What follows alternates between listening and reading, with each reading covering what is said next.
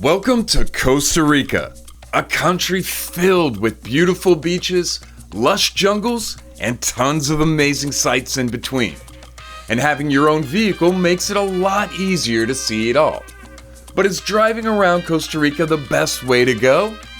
We definitely had our concerns going in.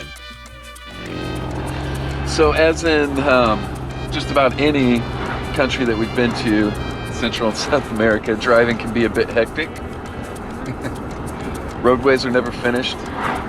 They usually are full of potholes. Traffic rules are more of a suggestion usually than a hard, fast rule. So lights are stop signs and stop signs are suggestions. But we are officially on the road and our way to Arenal. Got some zip lining today to do.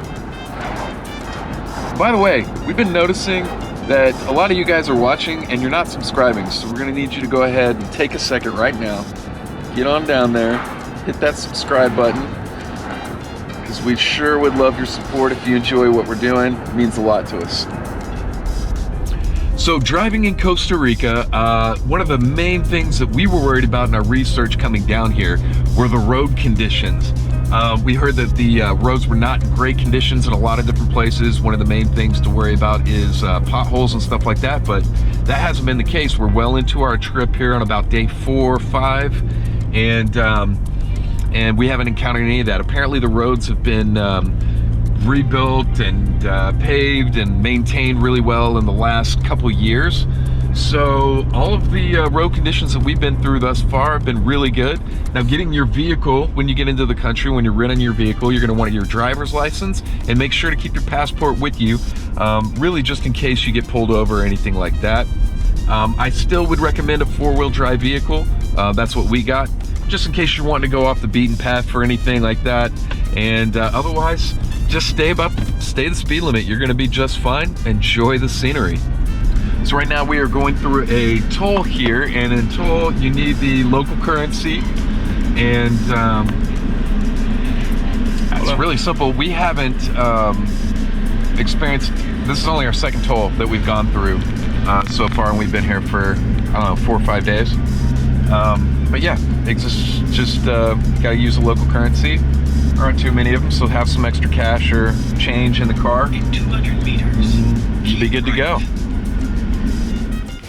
Inevitably, you're gonna need to fill up.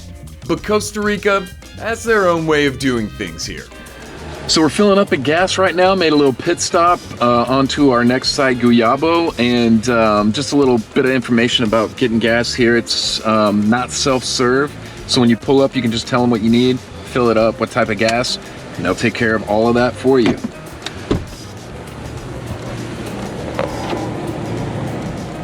Back on the road, we continued south and ran into our first real problem: the weather. So we are driving in some interesting conditions. We are literally up in the clouds on our way to Guyabo right now from the Pacific coast, and this is pretty wild. Winding our way through the mountaintops, driving through clouds. Very cool. A little dangerous. So we've been driving for quite a while now, several hours through the mountains up here in the clouds with really low visibility, and lots of rain, just past an accident. So it is getting dangerous out, and it's getting dark, so it's getting even worse.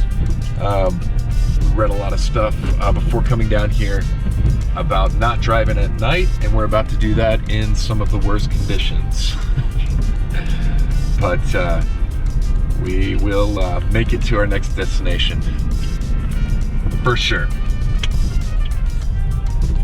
turn left, turn right, and then turn left. So when we were getting recommendations on how to navigate around Costa Rica, they told us to use Waze, because Waze is updated way more often than Google Maps is around here. And I have found a voice called US Boy Band, and it's literally the greatest thing of all time. So if you come here to Costa Rica, use Waze, use the boy band, and make sure you laugh your entire way through this country. It's awesome. So renting a car here was much easier than we probably expected, and I would say driving through Costa Rica was no problem at all. A lot of the things that we thought originally we might need to be worried about driving at night or lights on the road turned out to be not that big of a problem, and all the roads were pretty well maintained. So I think just pick the right company when you come to Costa Rica and enjoy your stay. Thank you all so much for watching. If you liked the video, then hit that like button and subscribe. And check out some of our other content for more incredible adventures. Until next time, stay safe and have a great week.